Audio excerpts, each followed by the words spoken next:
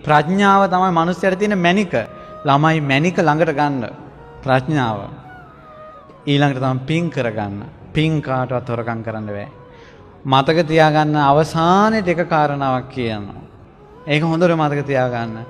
ළමයිනේ ආදරය කරනවා කියලා කලබල වෙන්න එපා. ඔයා පුතෙක් නම්, ඔයා දුවෙක් නම්, ඔයාලට සසරෙන් බිරිඳක්, සසරෙන් ස්වාමියෙක් කියලා එක්කෙනෙක්, සසරෙන් කර්මානුරූප ආපු එක්කෙනෙක් ඉන්නවා ලෝකේ. ඒකේ නම් ගානට කාලෙට එනවා. එයා එන්නේ හොයාගෙන ගිහලා නෙවෙයි, එපා ගියද්දින් එනවා. ඒකට ඉවසන්න ඕන අවුරුදු 25 වෙනකල්වත්. ඉස්කෝලේ යන කාලේ ඔය තියෙන විකාර කෙල්ලෝ කී දෙනෙක් එක විකාර නැටුම්ද? අවසානයේ බඳින්න වෙන්නේ කී? අපරාධ අර චොකලට් ටිකේ සල්ලි එකතු කරලා ගෙදරකට ෆවුන්ඩේෂන් දාගන්න තිබ්බා. අපරාධේ. අර වෙලාව ඉතුරු කළොත් මැසේජ් දාපු. අපරාධේ. පොඩ්ඩක් කල්පනා කරලා බලන්නකෝ ඔයාලටම ඔයාලා එපා වෙනවා.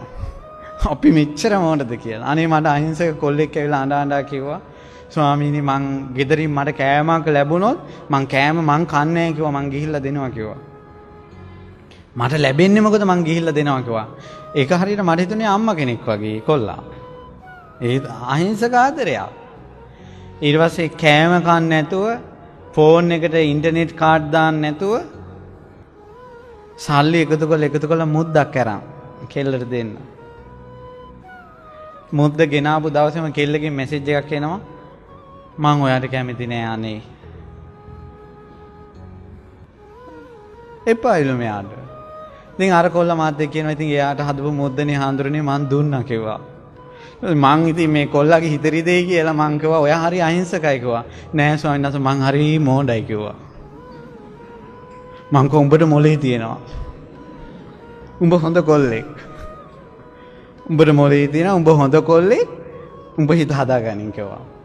ඊට පස්සේ දවසේ ඇවිල්ලා කිව්වා ස්වාමීන් වහන්සේ මට මේක උනේ හොඳකට විභාගේ ලං වෙලා වුණා නම් මට මේක සෑහෙන මානසිකව බලපානවා. දැන් මං 12 වසර මං හොඳට විභාග කරනවා කෙල්ලෝ ඕනේ නෑ හාන්දරනේ කිව්වා. මං උඹ අවුරුදු 25 වෙනකල් ඉවසපන්. පව් ඇත්තටම අහිංසක ළමයි ඉන්නවා. අහිංසක ළමයිනේ ආදරය කියන පිවිතුරු පින්වන්ත වචනේ තේරුම් ගන්න. කලබල වෙන්න එපා. ඒ නිසා ඔබ අපි කාටත් ගෞතම සසුනේ පිහිට ලැබේවා. සාදු සාදු සාදු